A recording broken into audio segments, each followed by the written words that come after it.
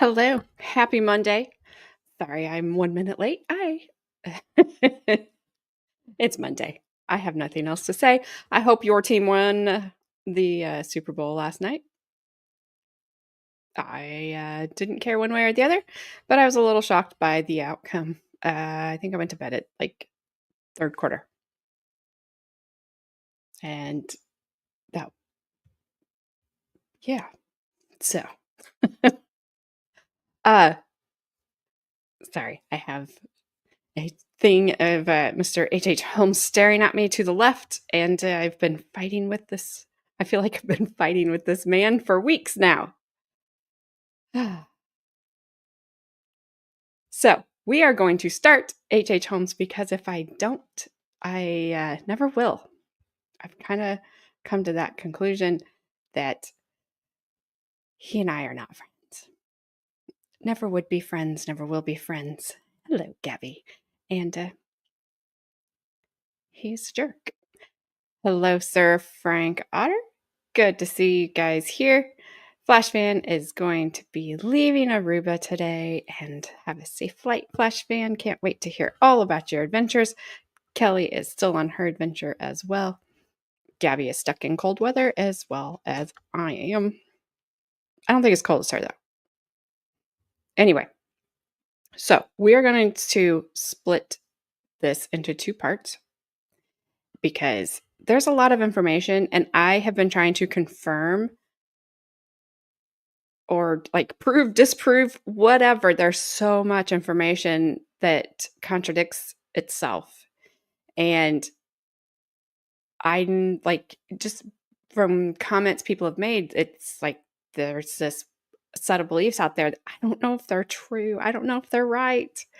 And I don't want to be like giving false information. I'm just kind of looking at it and kind of digging in there too. But there's just a lot. So I'm going to divide this into two parts, and we'll finish the second part on Wednesday. Good morning, Christine. How are you doing? Hope you're doing well. Hope you're staying warm.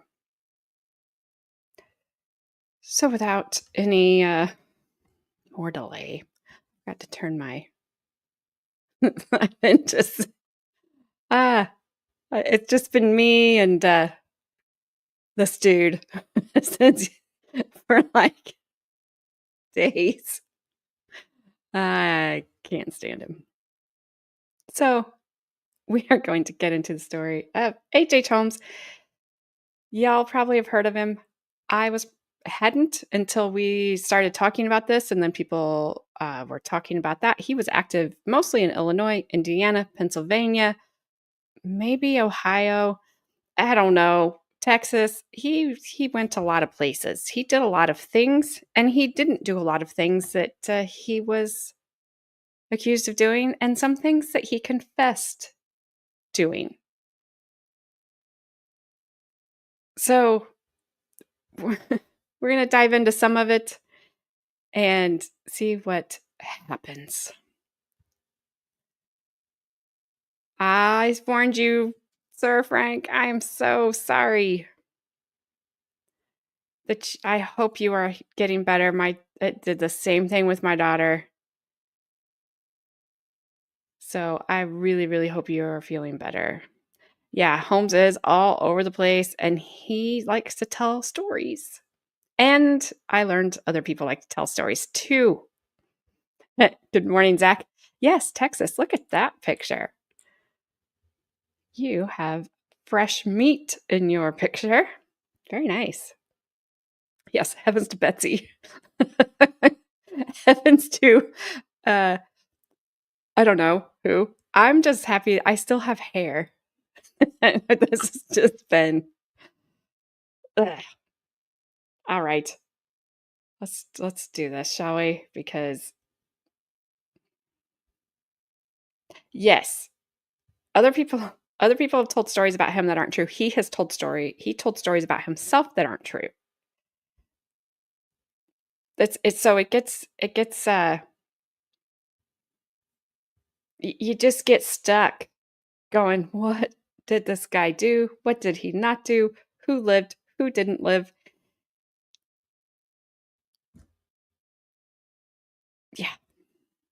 That's what happens. So, Mr. H.H. Holmes was born Herman Webster Mudgett on May 16th, 1861, in Gilmanton, New Hampshire.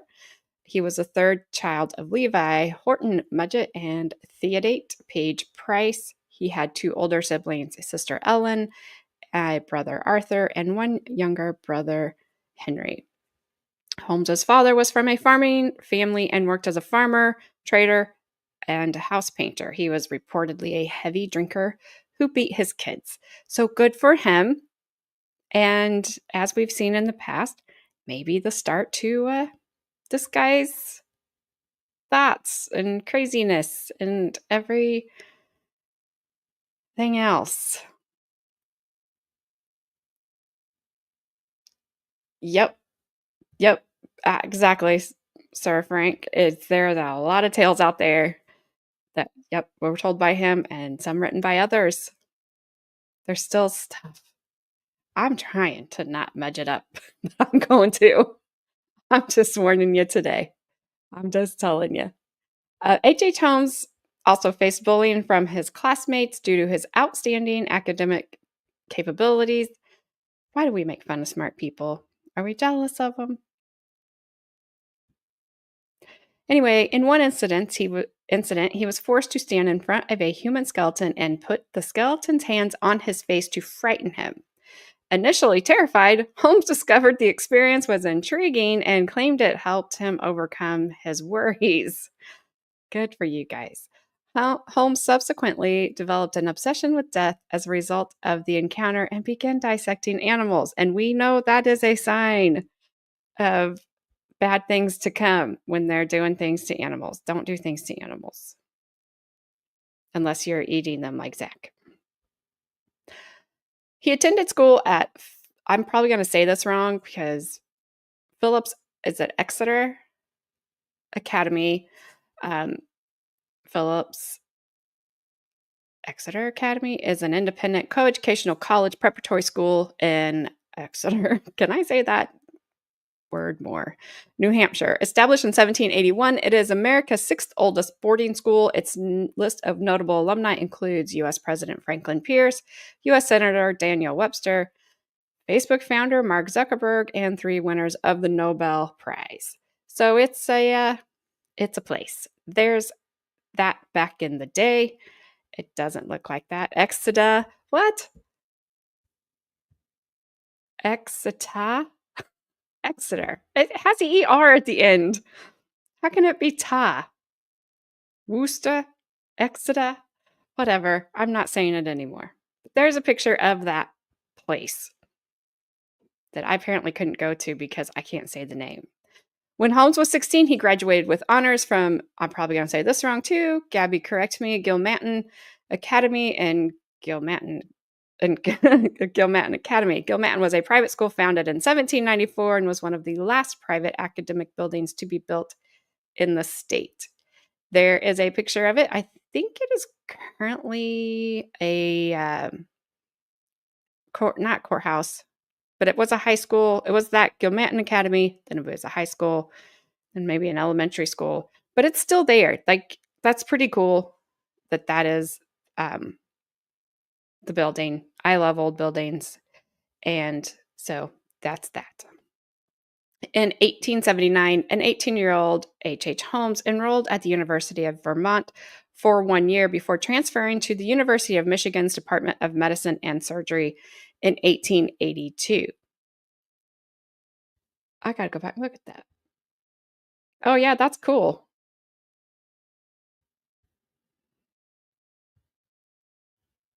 Yeah, that globe window on the front of the building is really cool. I didn't even see that. Good catch.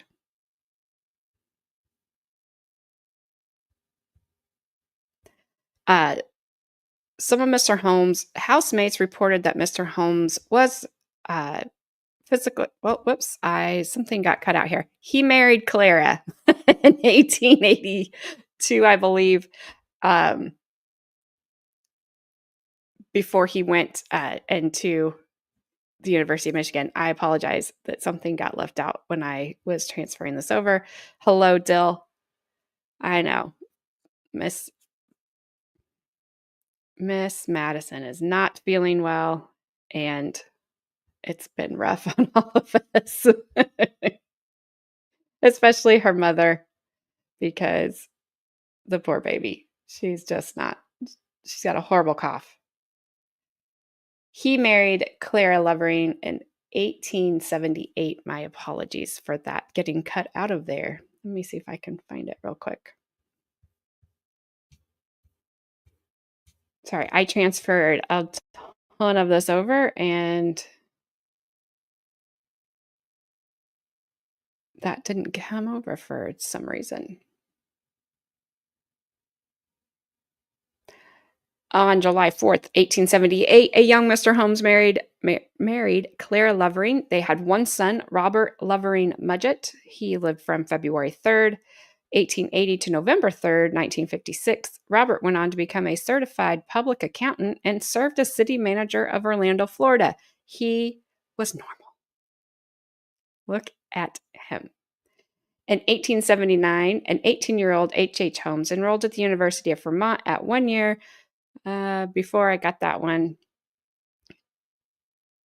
And now I'm back. I promise. I told you I was going to mudge it up. So some of Mr. Holmes' housemates reported that Mr. Holmes was physically violent with Clara. In 1884, before his graduation, Clara moved back to New Hampshire and had little contact with him after that. So probably a good thing for his son, and for her, they lived. Well, there it is. Okay. While enrolled, he worked in the anatomy lab under Professor Williams James Herdman, the chief anatomy instructor. The two were said to have been engaged in grave robbing to supply medical cadavers. Good. It's always great when your professor is involved in illegal activities and gets you involved in them too.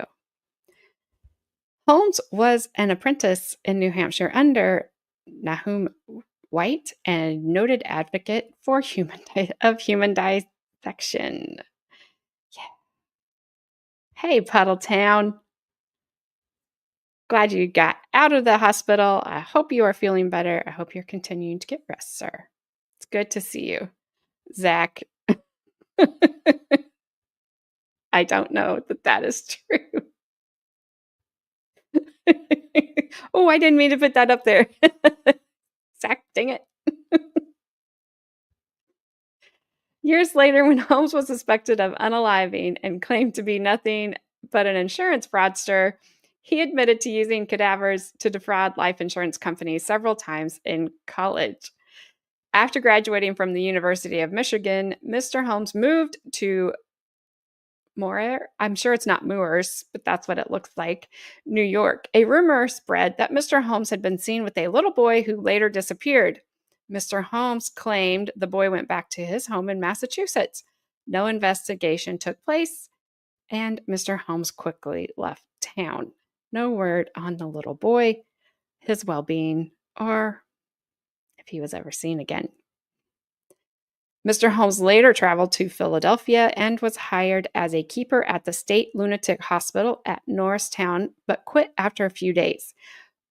This is the second person that we have seen that has worked at a state lunatic hospital.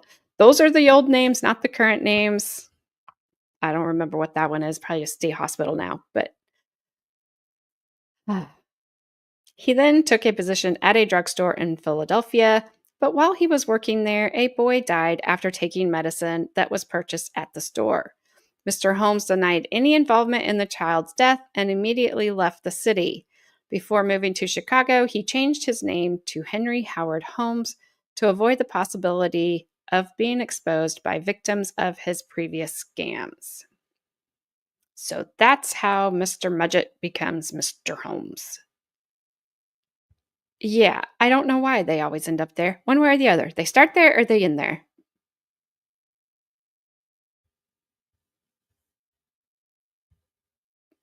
In August of 1886, Mr. Holmes moved to Chicago. Before his arrival, he changed his name to Henry. I said that.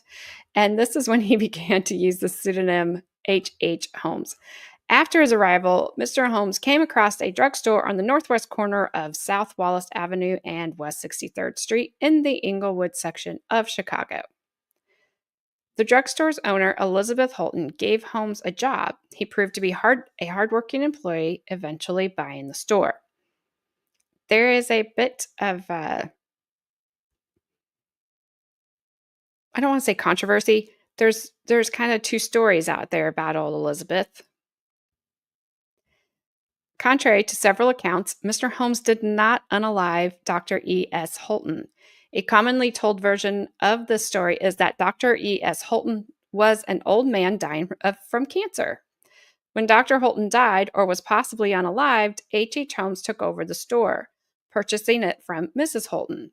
Mrs. Holton had to sue Mr. Holmes for non-payment, but eventually dropped the lawsuit and moved to California. A lot of people assumed Mr. Holmes had unalived her. This story appears in most modern books about H.H. Holmes, even though the source of it is tough to determine. And, yeah. Hello, Adair. How are you doing?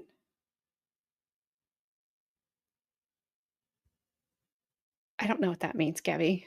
What frumpy pants store? Sorry, a car drove past my house. I don't know. One unreliable source is Mr. Holmes himself. Mr. Holmes said when he came to Chicago, he bought a pharmacy from an unnamed doctor who wanted to sell it because he was ill. In 1895, author Roger Corbett said the druggist's name was E. H. Holton in his self-published book on the Holmes Castle. Good, Roger. You got it wrong, buddy. By 1898, the story was Mr. Holmes swindled an old woman out of the store and then disappeared. In most books on Holmes, he takes over the store and Mrs. Holton sues for lack of payment but drops the suit and disappears. In a lot of versions, Mr. Holmes allegedly told curious neighbors that the Holtons had gone on a trip to California. Mr. Holmes unaliving the Holtons is now a pretty standard part of the Holmes story. Dr. E.S. Holton was not a sick old man. The E stood for Elizabeth, the S stood for Sarah, and she was around the same age as H.H. Holmes. So I had to write this own note in there so I didn't forget to say it. But there is a guy, and I tried to put his link in my description, but I'm sure I didn't do it right because me. But his name is Adam Seltzer. And he is or was, I'm not sure, a tour guide, author, and historian in Chicago and New York. He did a deep dive, so to speak, on Dr. E.S. Holton. He has a really good article about it. I think he did a podcast about it as well. I haven't listened to that. I've read a lot of the article. He found her ancestry, which I realized that wasn't readily available when Roger Corbett wrote his book. But he found that Dr. Holton outlived H.H. Holmes by about 20 years. So it's a very interesting article. He's got a lot of stuff. He has pictures of her headstones of her husbands, her daughters, to just prove that they were not victims of H.H. Holmes, as is told. She was the doctor. She was the pharmacist, not her husband. So, like I said, there's a link. When you go on if you go read on his page, it's in the blog section. And I think it's called Did H.H. Holmes, I'm going to have to use the word unalive. The word he uses starts with a K, ends in an L. Dr. Holton. No, that's the answer. He did not.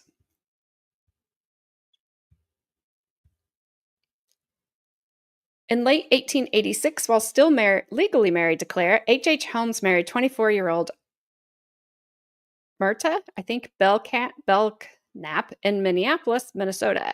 He filed for divorce from Claire a few weeks after marrying Myrta, alleging infidelity on Clara's part. Good for him.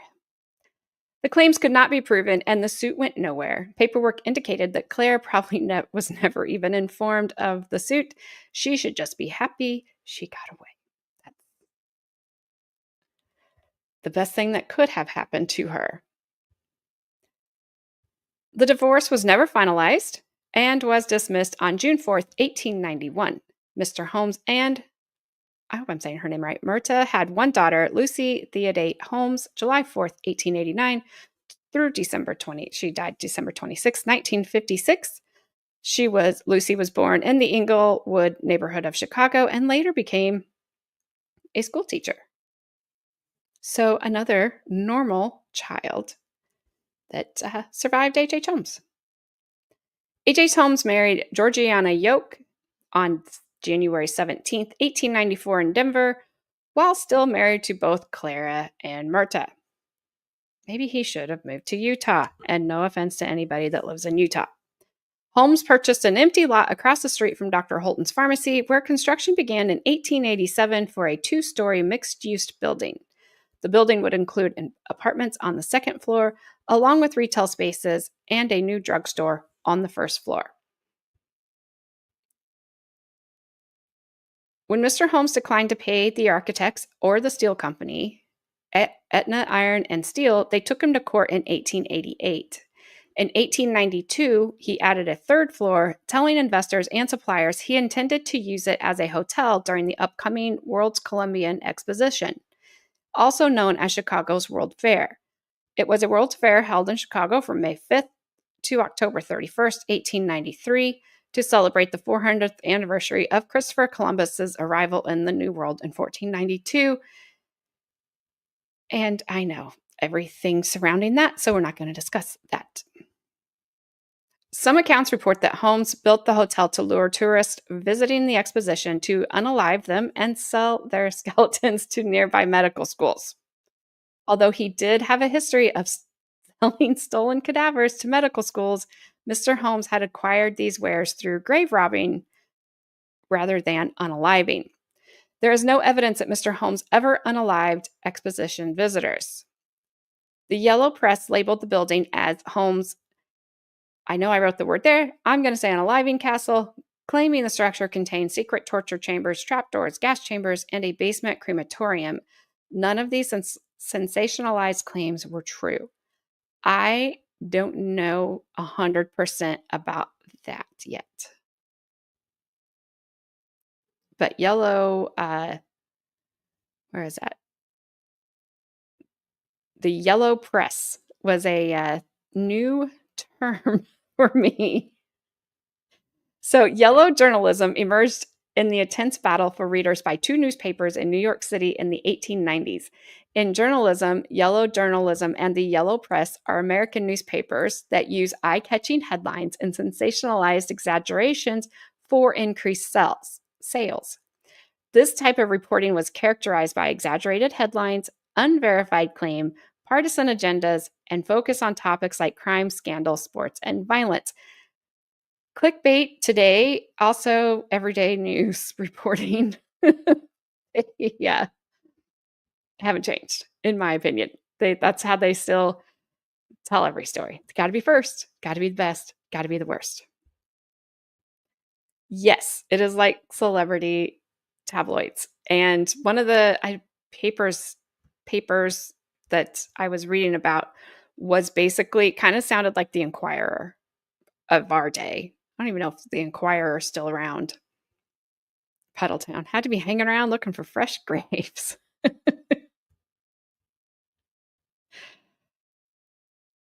Ew. Adair.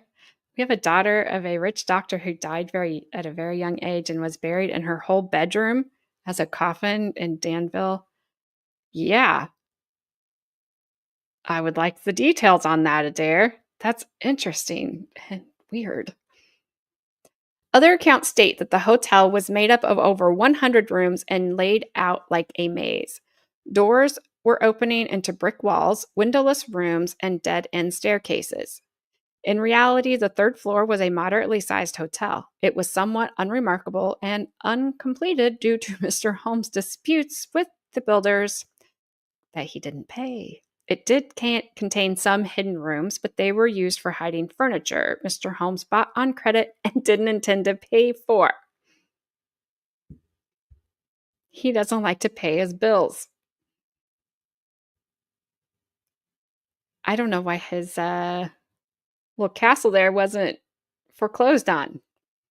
Maybe that didn't work that way back then. Holmes did not unalive the alleged castle victim, Miss Kate Durkee, who turned out to be very much alive. In his confession, Mr. Holmes stated that his usual method of unaliving was to suffocate his victims using various means. This included an overdose of chloroform, overexposure to lighting gas fumes, and trapping them in an airless vault. Mr. Holmes also claimed to have used starvation and to have burnt his victims alive in his castle. Kate Durkee, I don't know what was up with her. I've read several newspaper articles from that time. She was in Omaha. I don't know what she was doing. I think she worked for Mr. Holmes. I have not been able to get a clear understanding of exactly what she did for Mr. Holmes. I'm not so sure she was on the up and up, but she did not die. He did not unalive her. She was in Omaha, where everybody goes, I guess. She did return to Chicago to do some business for him, but would not really elaborate, according to the article that I was reading, about what that was. They were just reporting that she was alive and well and not deceased. Mr. Holmes' hotel was gutted by a fire started by an unknown arsonist shortly after his arrest. It was largely rebuilt and used. I feel like I missed something. Let me just check real quick. Because I was trying to get this from my document that I had made over to Canva. And I was tired. I was very tired. I finished it this morning, but now I feel like something missed right there.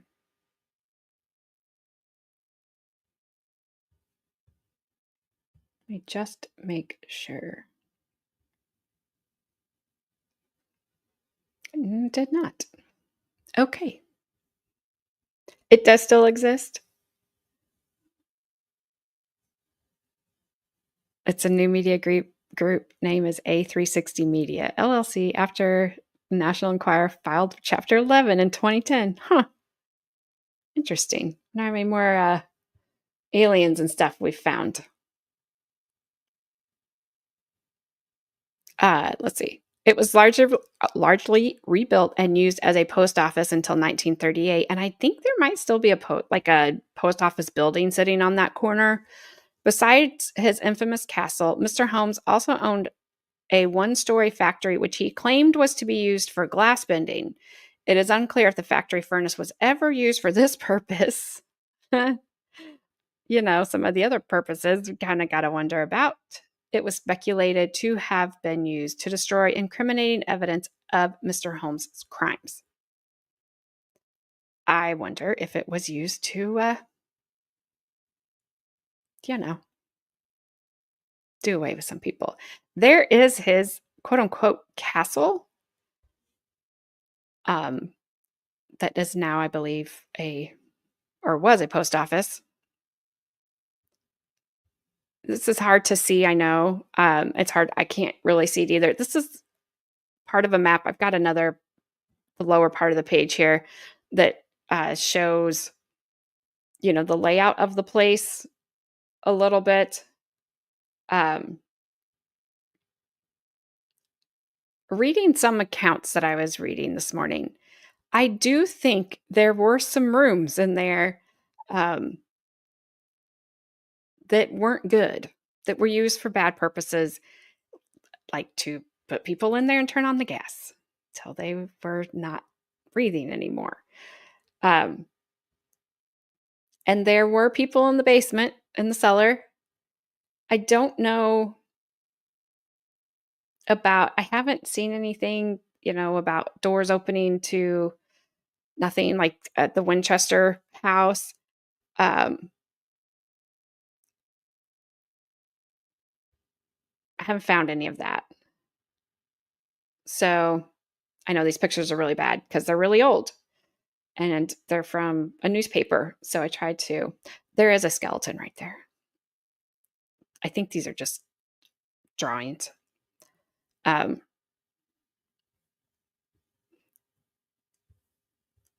it's just something we won't know because the building is gone. So, some of presumed victims of H.H. Holmes. These people, I'm pretty sure, were victims of H.H. Holmes. I am very curious, Puddletown, that the Elvis unaliving story was the most read story in the Enquirer, and it turns out a lot of stories I reported on turned out to be true. I've heard that too, but they're so crazy and off the wall, it's hard to believe them. All right, so one of his presumed victims is 31-year-old Julia Smith, I think Smythe, um, or Smith, I don't know, Mr. Holmes' mistress. She was the wife of Dr. Lawrence Connor, who had moved into his building and began working at his pharmacy's jewelry counter. After Dr. Connor finds out about Julia's affair with Mr. Holmes, he quits his job and moves away. Julia and their 5-year-old daughter, Pearl Connor, stayed behind. Julia gains custody of Pearl and remains at the hotel, continuing her relationship with Mr. Holmes. Julia and Pearl both disappeared on Christmas Eve, 1891. Not a Merry Christmas for them. Mr. Holmes initially claimed that Julia had left unexpectedly to visit her dying sister, but then changed his story and said she had left with her former husband. Later, Mr. Holmes claimed that Julia had died during I don't know if I can say that word on here. It starts with an A, and it's very controversial, but things. I don't know if I can say that. Unaliving an unborn baby, I guess. I'm not sure. I would believe that, Sir Frank, that some things in that house were made just to mess with the contractors, so he didn't have to pay him. He was good at getting out of paying his bills. And he does get around the women. He does apparently get them in his bed a lot. Despite his medical background, Mr. Holmes was unlikely to be experienced in carrying out those procedures, and mortality from such a procedure was high at that time. Mr. Holmes then claimed to have poisoned Pearl, likely to hide the circumstances of her mother's death. A partial skeleton, possibly of a child around Pearl's age, was found when excavating Mr. Holmes' cellar. Pearl's father was a key witness at Mr. Holmes' trial in Chicago.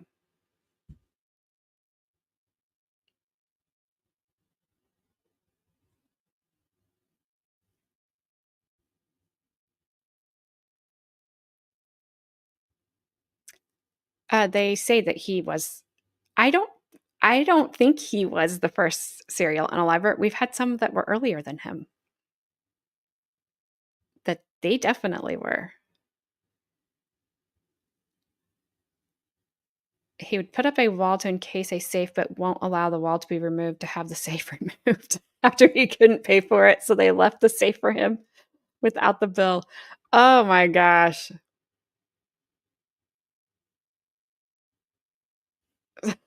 He's such a jerk. All right, there is a picture of Julia. It's obviously a drawing, and of Pearl. These were in the newspaper back in the 1800s. I can't remember the exact date, but that is an artist drawing of the two. Then we come to 23-year-old Emmeline Sigrand. She started working in Mr. Holmes' building in May 1892 and worked for him for 6 months. Mr. Holmes reportedly hired Emmeline as his secretary due to her connection to a doctor who peddled a quote-unquote vaccine that allegedly cured alcoholism. Okie dokie. Those who saw Emmeline in the weeks before her disappearance noted she appeared to have lost interest in Mr. Holmes and their relationship, probably a fatal mistake on her part. Emmeline was last seen in December 1892. I don't know what he likes about that month. Her parents were informed that she had left to marry a man named Robert Phelps. Authorities hypothesized that she had gotten pregnant by Mr. Holmes, possibly being a victim of another failed procedure that Mr. Holmes tried to cover up. Emmeline's empty luggage trunk was sent back to her mother in Anderson, Indiana. Such a nice fella. Her skeleton was found by police at the home of a Chicago physician with the help of M.G. Chappell, who admitted having articulated 3 skeletons for H.H. Holmes.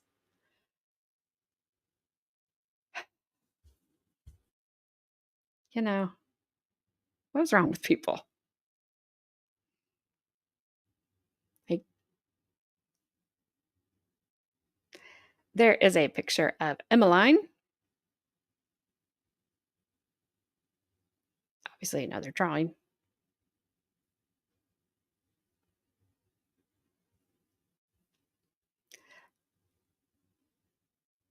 Oh, yeah, there is not. I don't think that's a thing.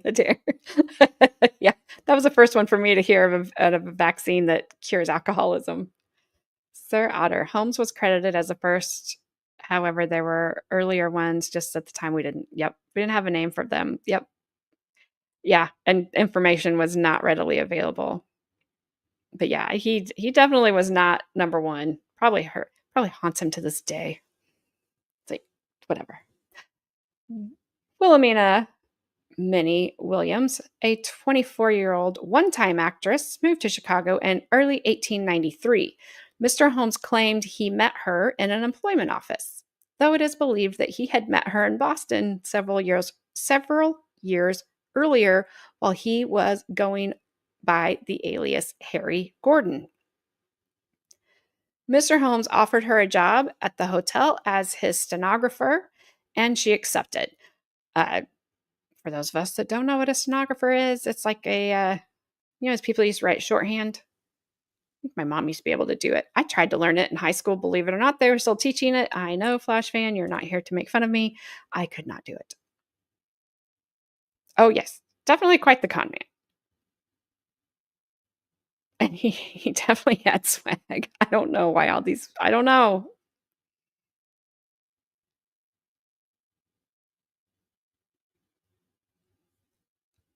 I don't know if there's ever any studies done on the kids of serial unalivers.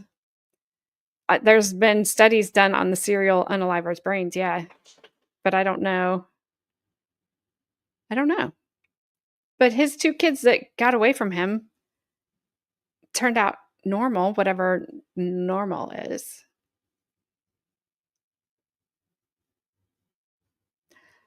Mr. Holmes persuaded Minnie to transfer the deed to her property in Fort Worth, Texas, to a man named Alexander Bond, who was an alias of Mr. Holmes. In April 1893, Minnie transferred the deed, with Mr. Holmes serving as the notary. Mr. Holmes later signed the deed over to Benjamin Pietzl, giving him the alias Benton T. Lyman, which good last name because they were lying. In the following month, Mr. Holmes and Minnie presented themselves as husband and wife, rented an apartment in Chicago's Lincoln Park. I know they presented as husband and wife. I did find a date where they supposedly married, but I got to check more on that one because I don't know if they actually did. So there was a picture that I found of Minnie in the paper, and that's just the drawing of the picture from 1896. And the other ones that we've looked at are also from 1896. But that's poor Minnie.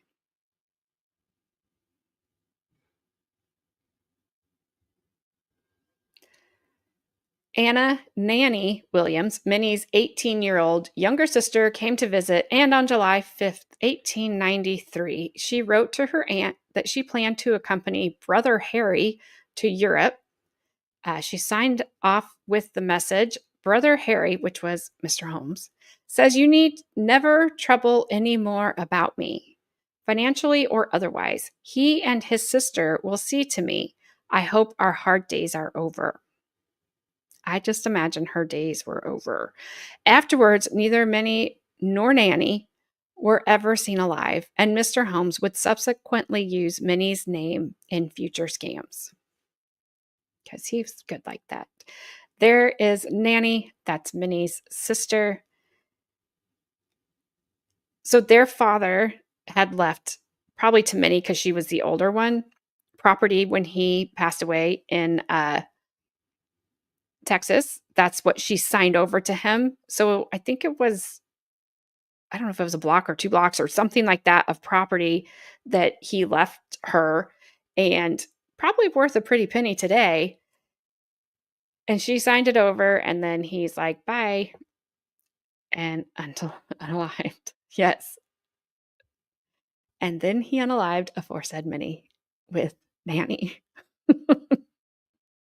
It was very crimpy of him. Absolutely. He's a very crimpy, crimpy man. Now, these are the suspected victims of Mr. Holmes. Definitely not Fetch. Oh, man. All right. So we have John D. Bruel. I'm not sure. A 68-year-old creditor of Holmes died of apoplexy on April 17th, 1891, in the Castle drugstore. According to a witness, John collapsed and died shortly after Mr. Holmes poured a black liquid down his throat. I don't know what that was. Authorities didn't suspect foul play. In 1895, it was determined that that John had life insurance and Mr. Holmes had profited from his death. Who else do we know that did that? Oh, Bell Gunnis. And those two, I believe, were active around the same time and they were close in proximity. Too bad they didn't meet. Emily Van Tassel disappeared in 1891 after working at Mr. Holmes' drugstore. Mr. Holmes spoke of her in his confession in 1897. Emily's name was cited in a list of suspected victims. Puddletown, Carmen would say she would make the deal that she would never say that word again if everybody else gave up the word moist. She hates that word. Hates it. I don't know what it is about that word. Why does it bother you guys so much? Don't read chat. Hey, sorry. Okay, so Dr. Rustler, and this was in quotes, and I don't know who Dr. Rustler was. I haven't found him yet, any more about him. So Dr. Rustler had an office in Mr. Holmes's castle. He went missing in 1892. Mr. Holmes mentioned Dr. Rustler in his confession, which we know is not worth a lot. Kitty Kelly worked for Mr. Holmes as a stenographer. She went missing in 1892. John Davis traveled from Greensville, Pennsylvania to visit the 1893 World's Fair and vanished. Even though they said that he didn't unalive anybody that came to the fair, apparently he may have. Who knows? In 1920, he was finally declared legally deceased. Harry Walker went missing in November 1893. Allegedly, he had a life insurance policy for $20,000, and Mr. Holmes was the beneficiary. Mr. Walker wrote to friends that he was working for Mr. Holmes in Chicago.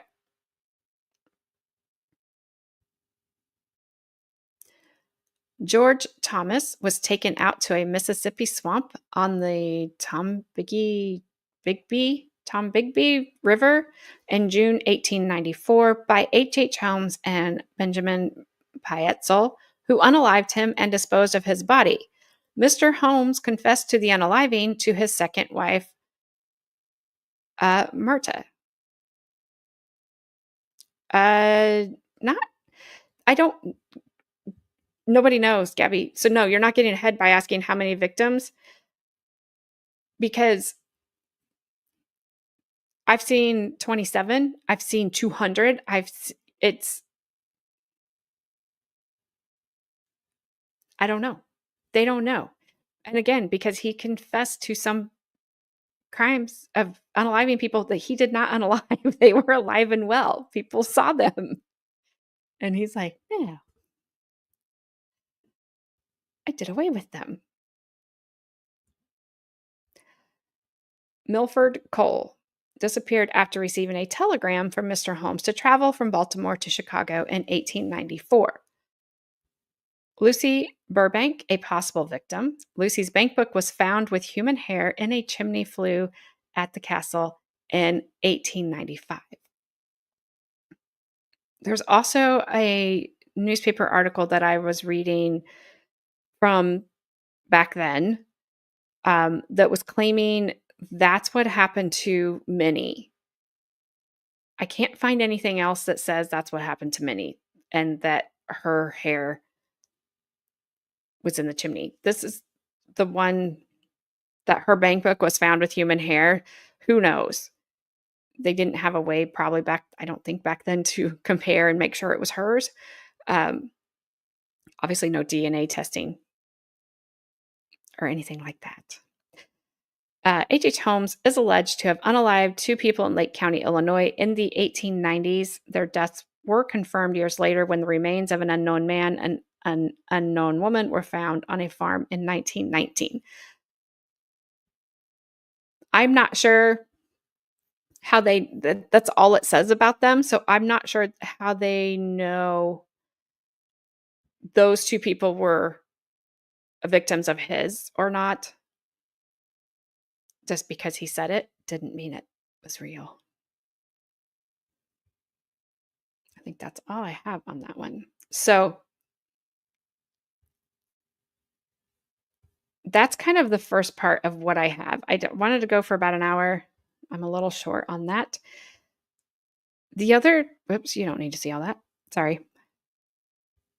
Yes, they don't know how many. I don't think it's hundreds.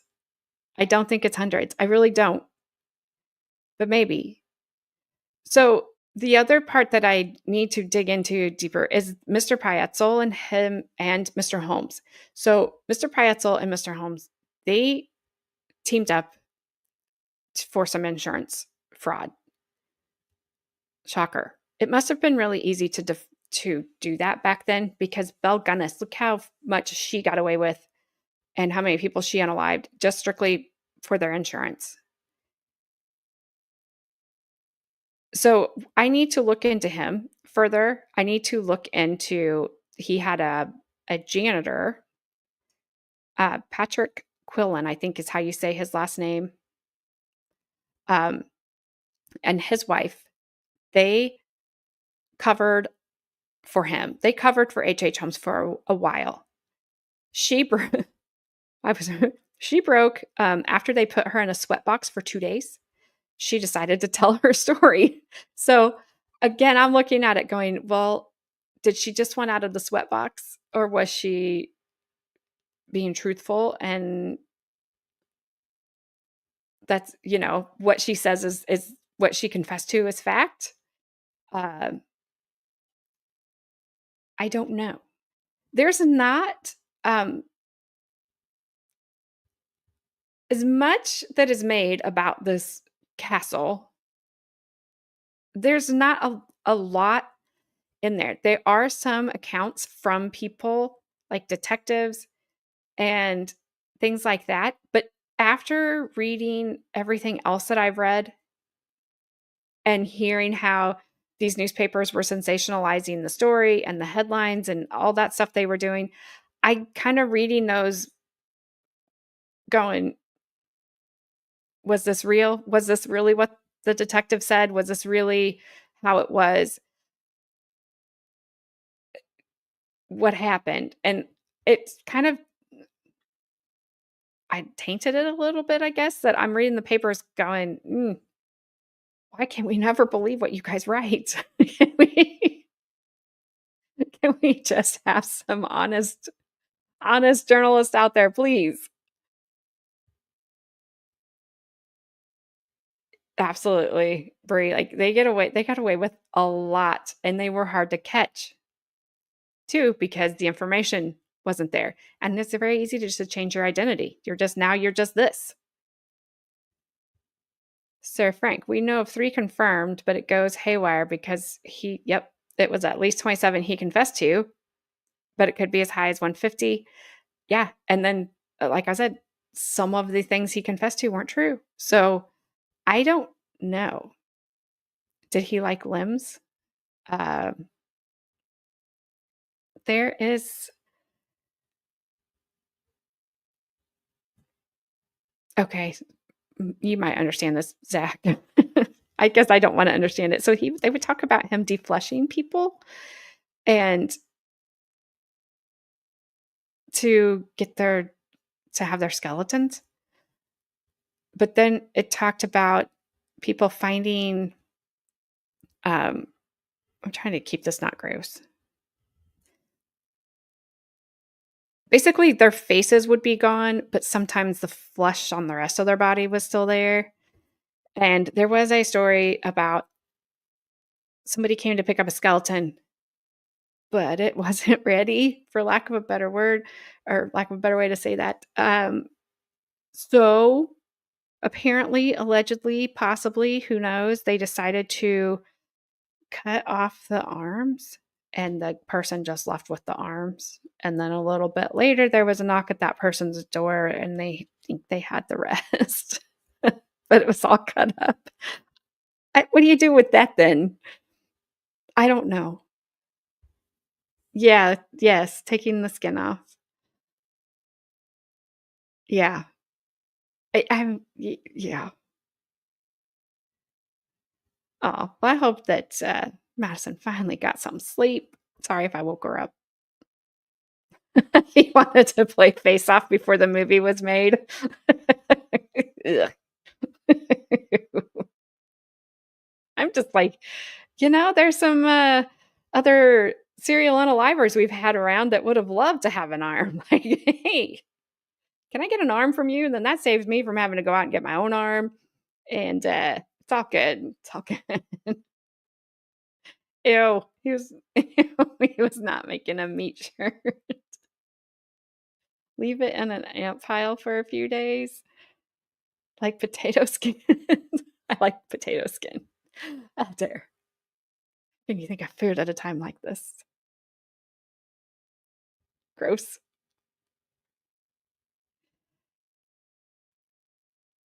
So, we have new players that are going to enter this game, and that's Mr. Paietzel's wife, children, a, um, a bandit from one of his nicknames was the Montana Bandit. Um, he enters the picture. I had to laugh at some of um, his nicknames because I was thinking of, Doctor Handsome when I accidentally said that, and I think this guy let me find it. I think one of his nicknames he was known as the Handsome Bandit, the Debonair Bandit, the Derby Kid, and Montana Bandit.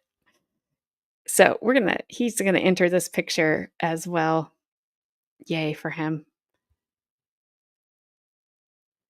It is a very much Silence of the Lamb vibe, absolutely. Ed Gein. Eesh. Holmes was a much smarter version of Chandler Halderson. Well, he at least probably had the appropriate fireplace to, put people in, apparently, unlike Chandler, whose fireplace exploded because it got too hot, and he's a dumbass. Paging Doctor Handsome. Town's like, "No, Doctor Handsome's hands are big. No, no, no." So we will be, talking about the handsome bandit. He's going to join this picture along with the Pinkerton Detective Agency, who is that was a big deal back in the day. Whoopsies. You and Flash Fan both, dear. He kept asking if I was doing Sherlock Holmes. Dr. Handsome has an unusually girthy finger. I'm sorry, I won't ask how you know that. That's okay. You don't have to tell me. Oh, the hot nurse did it? Okay. Lord. I knew we could kill an hour. Unalive an hour. Whatever. Whatever. So Ed Gein. You talk about messed up. Ed Gein, or Gein, was definitely messed up. He was the inspiration for Psycho, believe it. Texas Chainsaw Massacre, I believe it. And Silence of the Lambs, absolutely. Me too, Pedaltown, the original Texas Chainsaw Massacre. I've never been able to watch it completely all the way through because I was a little kid when it came out. Scared the crap out of me. And one scene that still stays with me and I hate is when they have that poor girl at the dining room table over a bucket and they're just like taking turns hitting her in the head with a hammer and like grandpa can't swing the hammer and it's just uh, uh, that movie scared the crap out of me. Yes, she got away and then chasing them down the road at the end. That movie, I've never watched it. I've never watched any of the remakes which I know aren't gonna be, like, scary like that one was, but yeah. Yes, Ed Gein was a special kinda crazy. Special, special. I think didn't he, wasn't his mom a special kind of crazy too? When there's some things happening with that stuff? I just don't even wanna watch it. I don't wanna watch it. Not gonna watch it. The remakes, yeah, they wouldn't bother me because they're probably not scary, like I said. That movie was scary, probably because I was a little kid, and they made scary movies back then. Yeah, I think his mom and him did things moms should not do with children, their own children especially. Then you get weirdos like Mr. King.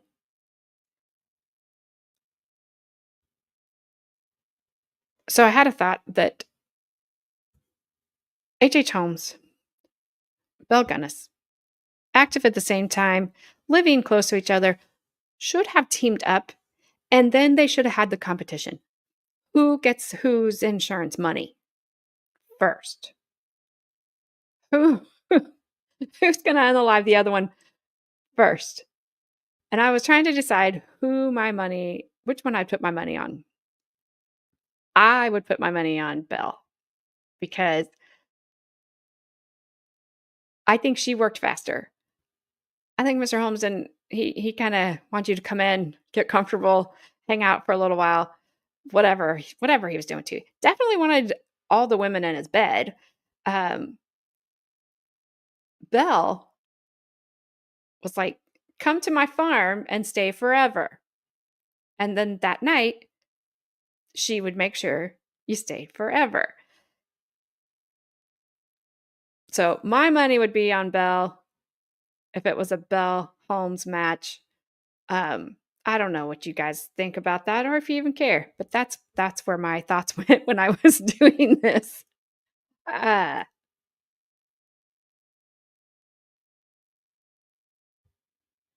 the Ed Gein make with Charlie Hunnam, like how they did the Hernandez brothers. I don't know about that one. You'll have to tell me about that. The one SK that I've always has an interest in studying was Zodiac. I spent so much time with that one and DB Cooper because they're crazy. Like, how did they not get solved? Yeah, Adair. People are scary enough You don't need to watch a movie to get creeped out.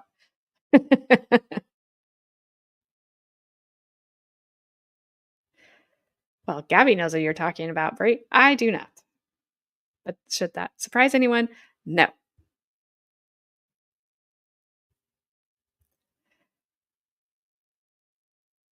Oh, that's why I won't watch it because I don't have that. I don't have that. I don't have the flicks. That's the one I don't have. So, anyway, Wednesday, we will finish this up because I need to get this finished up. I need to stop talking and thinking about H.H. Holmes. I think if he, uh, no, Adara, I don't think he made it either. But where did he go? Like, why was there nothing? Like, give me a arm or a leg or a finger, like a toe. Something had to, if even though he was not maybe breathing, some part of him survived that fall.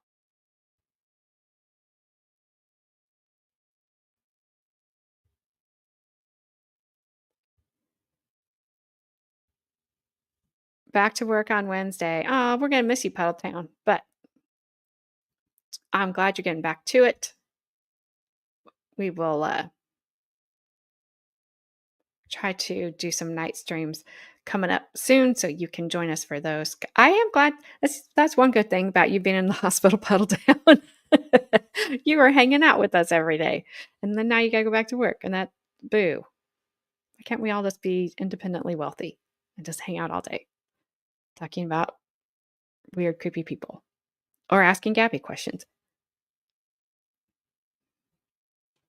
I mean, all the fun.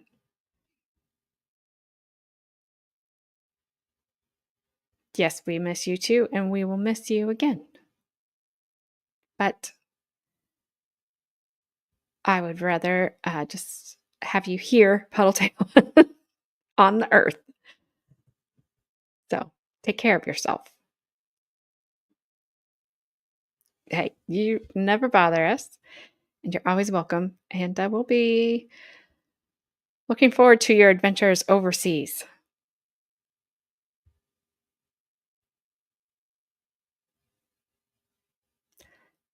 Okay, that's it. Unless you guys got anything else, I will continue hanging out in my. Yeah, I started to say, I wonder if Mr. Holmes knows how much people are still talking about him and writing about him and the movies. I saw like Hulu was supposed to do a movie with Leonardo DiCaprio and I don't know, remember who else, and they scrapped it for some reason. I don't know what happened to the movie.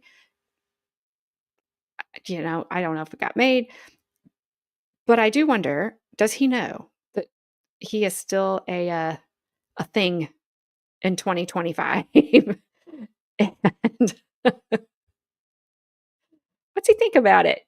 He doesn't have to tell me. I'm good. Don't like leave me any notes, you weirdo.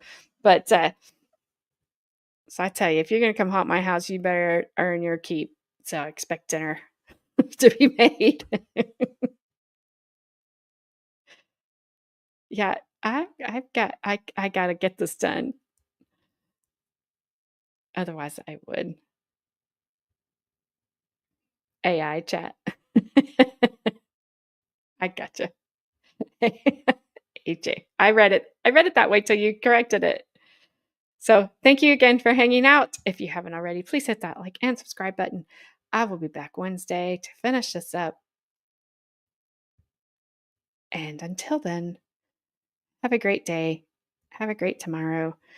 Stay warm, stay cool, whatever I don't know where you guys are. If you're warm, I'm jealous. That's all I can say about that. Yeah. Oh, a dare.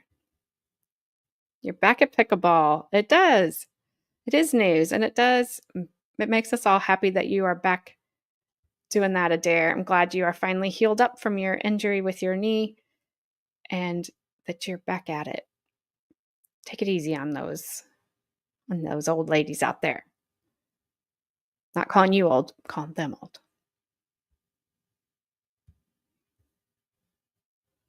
All right, guys. See you 12 p.m. Eastern Standard Time on Wednesday, 11 Central, Adair, 10 Mountain, 9 Pacific, 1 wherever Tracy is. She's ahead. There, got them all. See you guys all later.